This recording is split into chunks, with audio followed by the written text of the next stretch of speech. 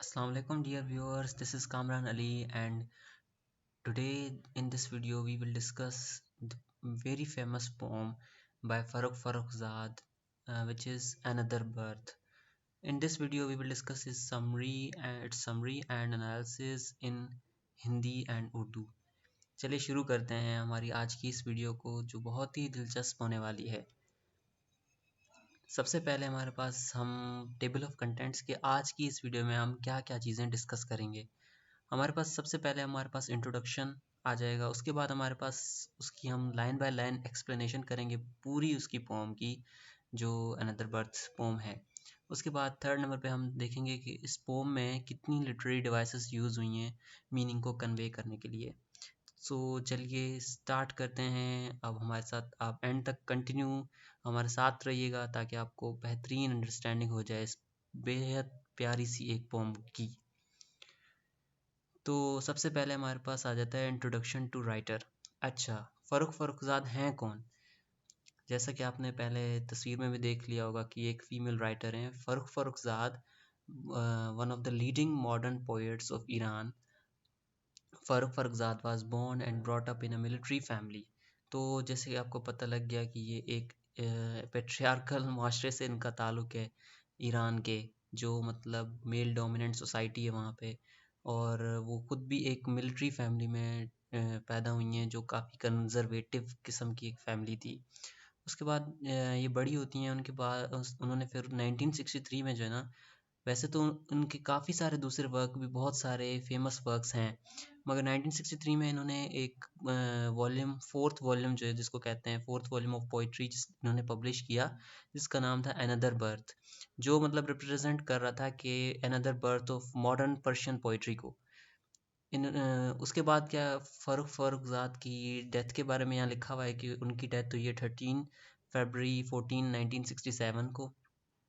उसके बाद यहाँ पे थोड़ी सी उनकी और डिटेल लिखी गई है अबाउट हर लाइफ।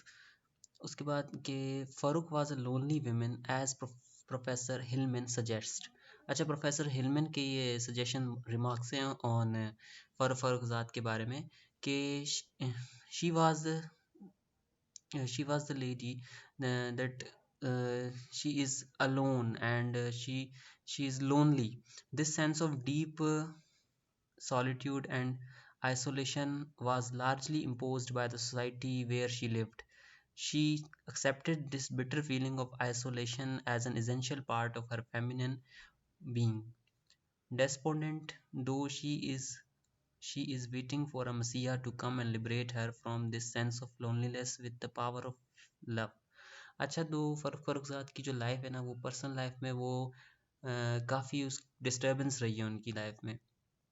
अच्छा, उनकी जो है ना शादी हो जाती है, वो शादी भी करती हैं, उसके साथ वो अपने बिलव्ड के साथ खुश भी रहती हैं, मगर एज़ वो कंज़र्वेटिव फैमिली में, जैसे मैंने आपको बताया कि कंज़र्वेटिव फैमिली में होते हैं वो लोग, तो वो उसको उस तरह की अपनी सेल्फ़ की जो लिबरेशन होती है ना, वो नहीं मिल पाती है।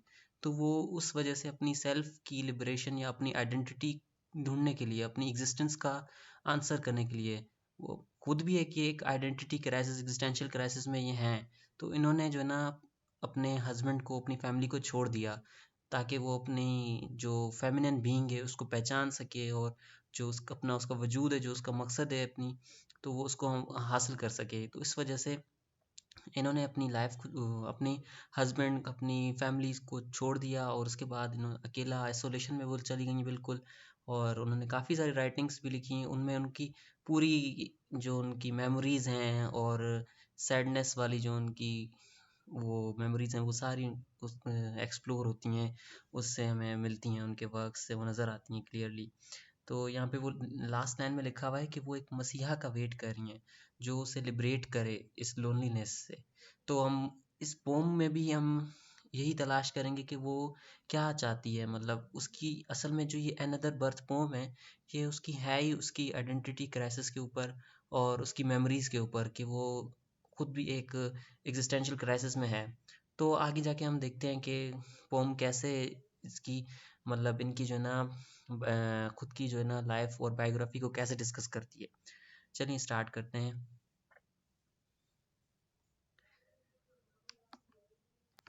तो सबसे पहले हमारे पास है introduction to pome.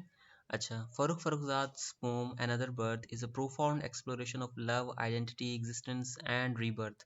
It employs rich literary devices to convey its themes and evoke deep emotional and intellectual engagement.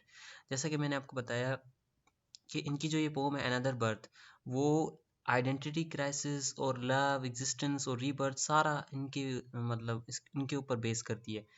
और इसमें इतनी सारी इन्होंने लिटरेरी डिवाइसेस और थीम्स यूज़ किए हैं जो हमारे इमोशन को इवोक करते हैं और इंटेलेक्चुअल इंगेजमेंट हमारी बरकरार रखते हैं through out the end of the poem. Okay. चलिए अब चलते हैं पोम के लाइन बाय लाइन एक्सप्लेनेशन की तरफ।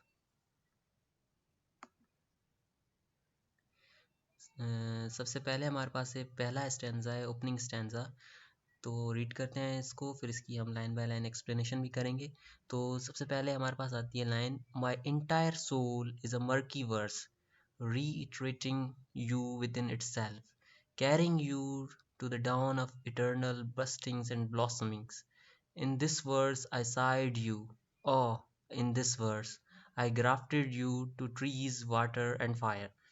तो यहाँ पे जो उन्होंने मर्की वर्स की जो वर्ड मेंशन किया है, ये मर्की वर्स का जो वर्ड है ये डिस्क्राइब करता है उसकी सोल की जो कॉम्प्लेक्सिटीज़ हैं, मिस्ट्री और डेप्थ की और कन्फ्यूजन को, कि वो जो है ना एक कन्फ्यूजन में है, मिस्ट्री में है।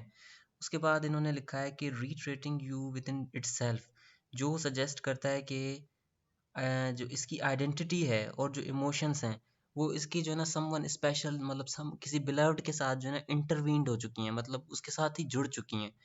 मतलब इसमें इन्होंने जो यू का जिक्र किया है ना, यू जो है ना ये अपने एक बिलव्ड के बारे में कह रही हैं। उसके बाद यहाँ पे इन्होंने थर्ड लाइन पे लिखा हुआ है, इटर्नल बस्टिंग्स एंड ब्लॉसमिंग्स। अच्छा, इटर्नल बस्टिंग्स एंड ब्लॉसमिंग्स, क्या इसका क्या मतलब है? ये सिग्निफाई करता है पैशन को, क्रिएटिविटी को, वाइटलिटी को, love and connection as a source of creation. मतलब जो लव एंड कनेक्शन है ना, वो किसी भी चीज़ का सोर्स ऑफ कनेक्शन है।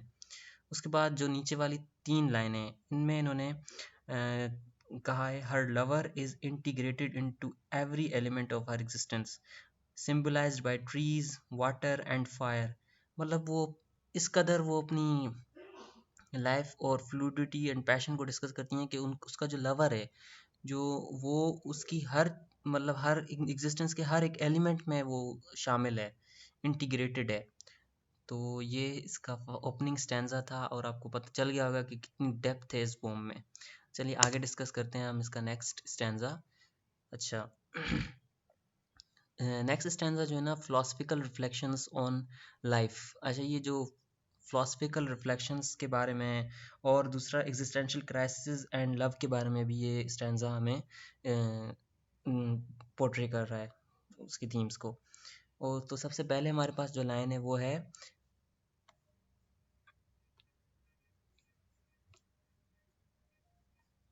Perhaps life is a long street along which a woman with a basket passes every day। अच्छा, ये जो लाइन है, अब तीन लाइनें शुरू वाली, इनमें इनका मतलब है मतलब जो लाइफ है वो एक रिपीटेटिव है, मतलब मंडेन है। जो ये इमेज क्रिएट कर रही है, जो रिप्रेजेंट कर रही है women walking with a basket, ये जो ना एक डेली स्ट्रगल्स या डेली रूटीन को सजेस्ट कर रही हैं, जो अपनी मतलब एक एज अ फेमिनिन भी कह सकते हैं हम, विमेन की जो डेली की रूटीन होती है एज अ हाउस होल्ड और ये सारा कुछ। उसके बाद इन्होंने कहा है कि perhaps life is a rope with which a man Hanks himself from a branch. अब यहाँ पे इन्होंने इस लाइन का जो मतलब है, stark image that conveys despair illustrating the darker tragic dimensions of life। तो इन्होंने डेस्पेयर और डार्कर जो रियलिटी है हमारी लाइफ की, वो ये वाली लाइन वो हमें शो कर रही है। उसके बाद कहती हैं कि perhaps life is a child returning home from school. तो अब जो इनोसेंस है एंड रूटीन, दोनों का जो कंट्रास्ट है यहाँ पे, वो हमें जैसे कि प्रीवियस लाइन में डेस्पेयर का है, तो वो हमें शो कराता है कि इनोसेंस एंड रूटीन की जो मोमेंट है। उसके बाद है, perhaps life is the lighting of a cigarette between the lethargic intervals of two love makings। अब यहाँ पे ये जो लाइन है इसका मतलब है, अ फ्लीटिंग मोमेंट ऑफ प्लेजर और habit symbolising the transient nature of human connections and desires. कि जो इंसान की जो नेचर है, ट्रांजिएंट नेचर है, जो हमें कनेक्शंस बिल्ड करने की और मतलब किसी के साथ मोहब्बत करने की, ये उसको पोर्ट्रे कर रहा है। प्लेजर और हैबिट जिसमें हमें मिलती है फ्लीटिंग हासिल करने के लिए। उसके बाद हमारे पास आता है और the puzzled message of a passerby tipping his hat, saying good morning to another passerby with a vacant smile।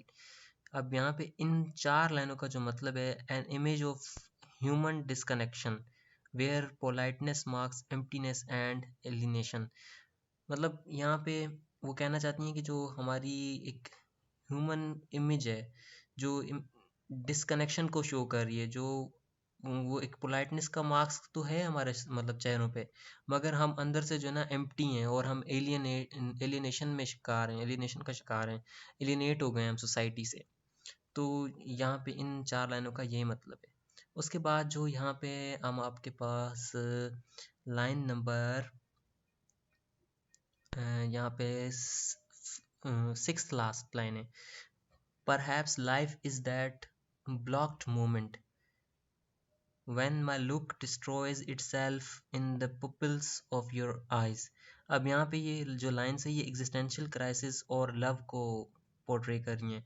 A moment of intense connection and vulnerability where her individuality dissolve into the gaze of her lover. मतलब उसकी जो अपनी identity है, वो अपने lover की जो है ना गेज में वो डिस्ट्रॉय हो रही है, वो डिसॉल्व हो जा रही है। ये इन लाइंस का मतलब है।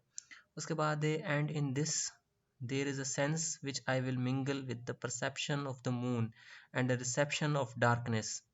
अब यहाँ पे she finds meaning in the blending of opposites.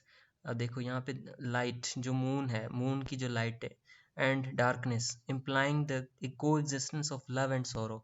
अब यहाँ पे ये दो चीज़ें हैं, एक तो उन्होंने लाइट जो मून की लाइट है उसको डिस्कस किया है, और अपोजिट उसके जो है ना डार्कनेस को डिस्कस किया है। तो ये दोनों चीज़ें को एग्जिस्टेंस कर रही हैं, लव एंड सॉरो को सिम्बलाइज कर रही हैं। उसके बाद हम चलते हैं अपनी नेक्स्ट स्टैंजा पे।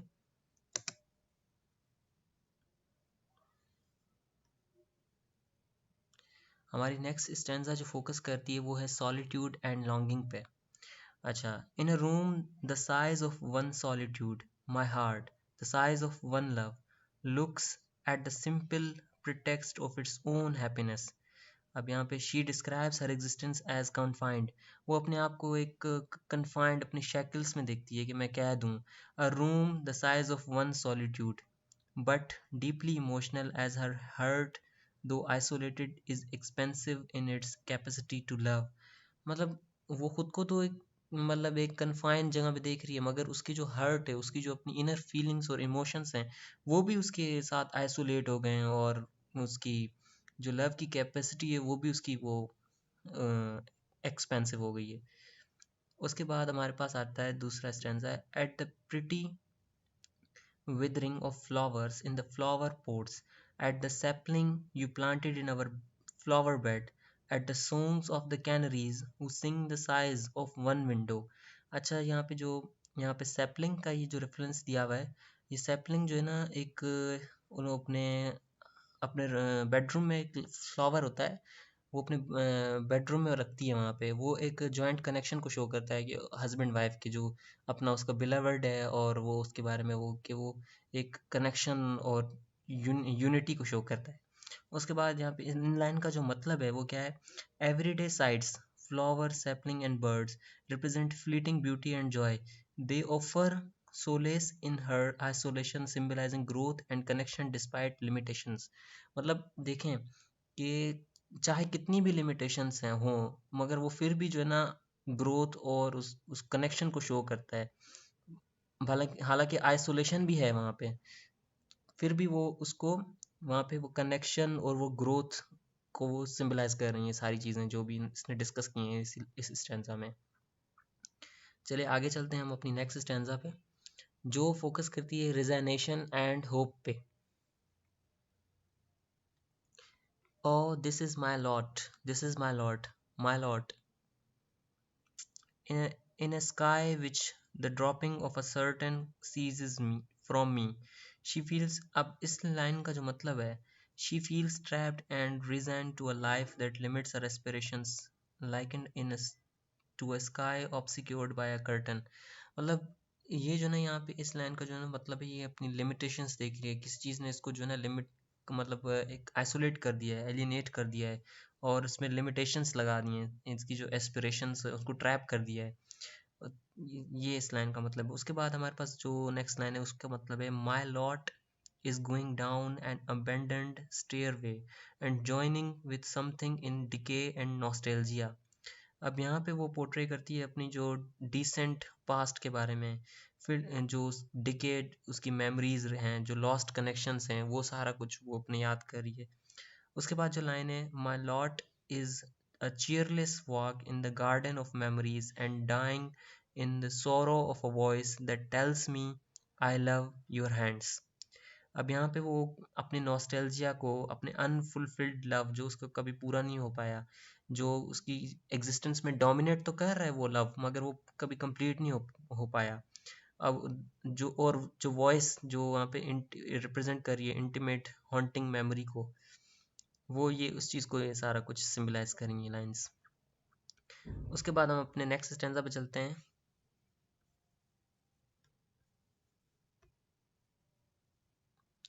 अब नेक्स्ट स्टैंजा जो हमारा वो रीबर्थ एंड ट्रांसफॉर्मेशन के बारे में है।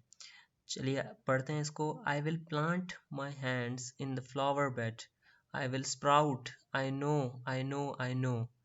यहाँ पे जो ये लाइन है, ये जो ना एक पावरफुल मेटाफर है जो रिन्यूअल को जाहिर करता है, where she sees her self as capable of regrowth and transformation despite sorrow. अब यहाँ पे जो लाइन्स हैं वो चाहे भले कितनी भी सौरो हो, मगर की तकलीफ़ें हों, मगर वो फिर भी खुद को जो है ना कैपेबल मानती है कि वो बढ़ सकती है, ट्रांसफॉर्म हो सकती है, रीग्रोथ की तरफ जा सकती है।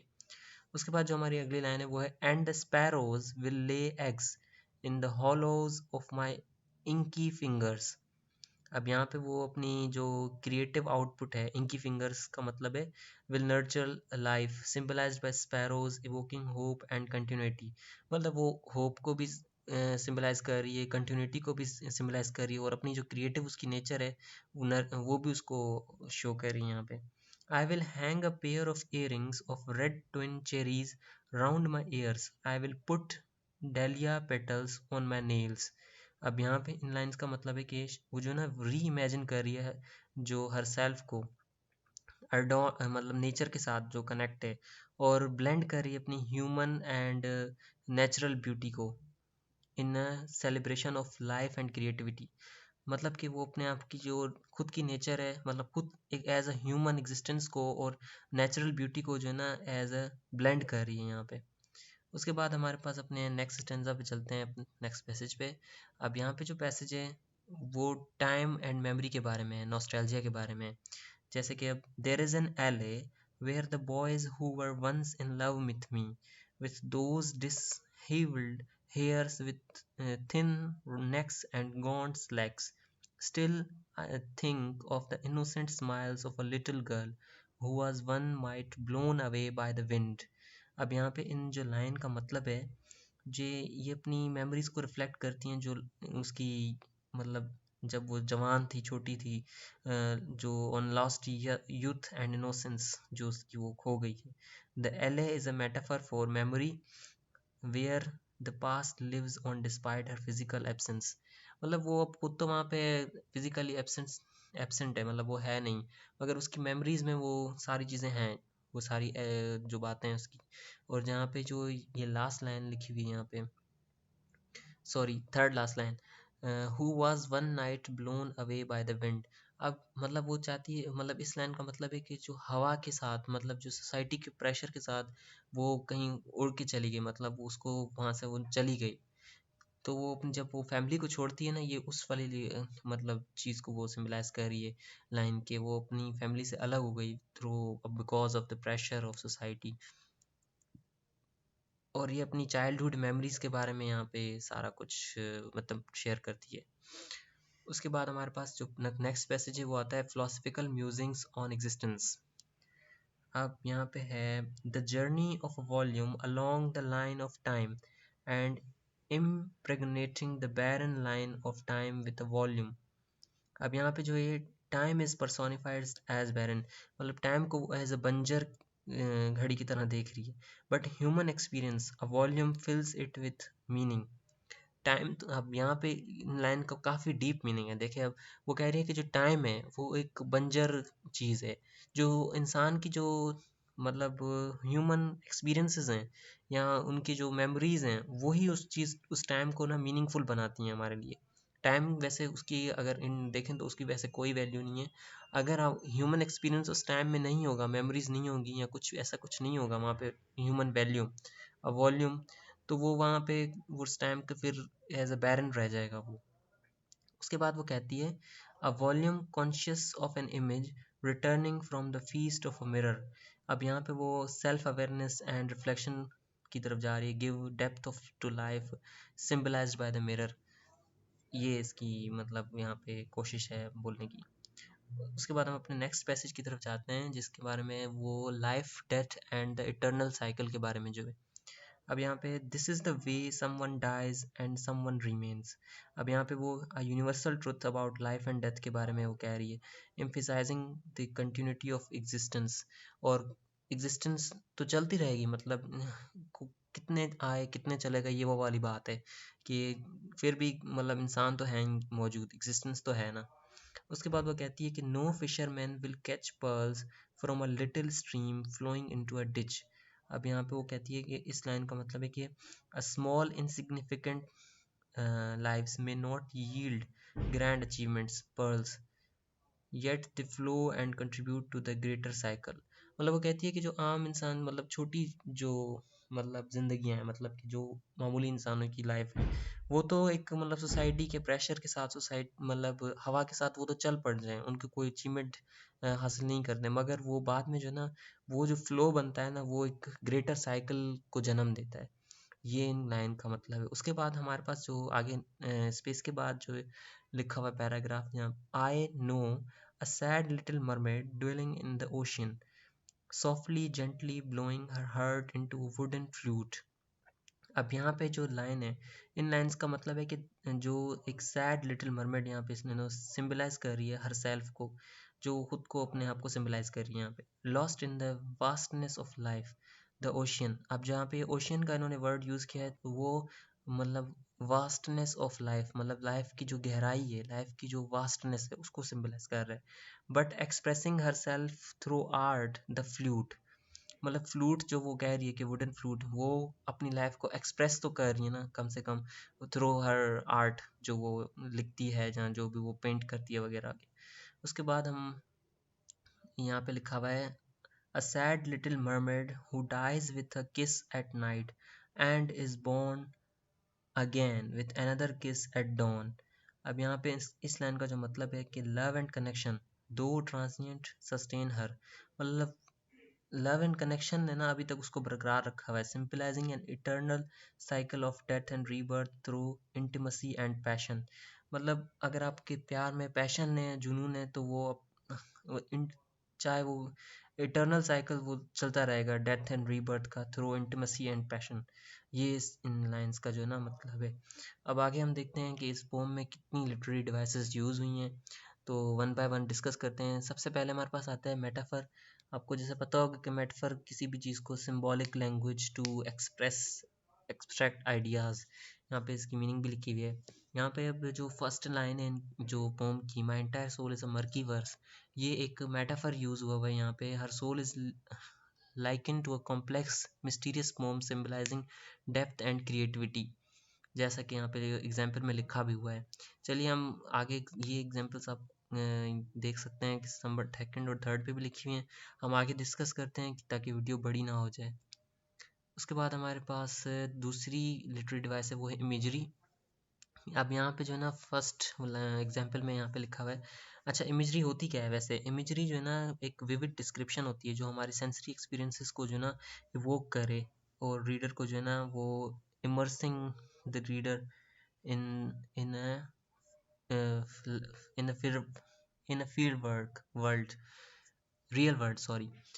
The pretty weathering of flowers in the flower pots, अब यहाँ पे जो ये फ्लावर पोट्स और विदरिंग फ्लावर्स का visual imagery captures beauty and decay एक साथ, मतलब वो हमारे दिमाग में आ जाती हैं, ब्यूटी भी आ जाती है और उसकी डिके भी आ जाता है। और यहाँ पे सेकंड एंड थर्ड में भी एग्जांपल्स लिखी हुई हैं, हम इसको रहने देते हैं, आप इसको खुद ही पढ़ लीजिएगा।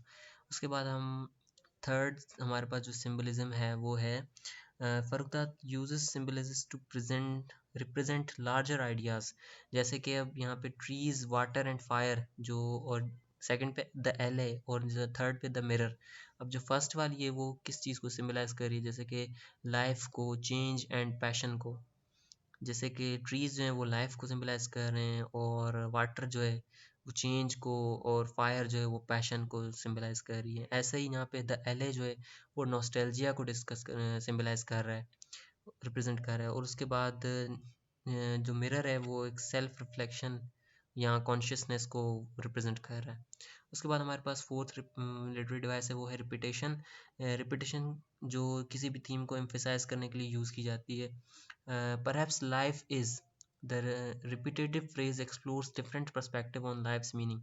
मतलब पूरी पोम में हम देखें तो बार बार यही वर्ड्स आए हुए हैं, perhaps life is, perhaps life is.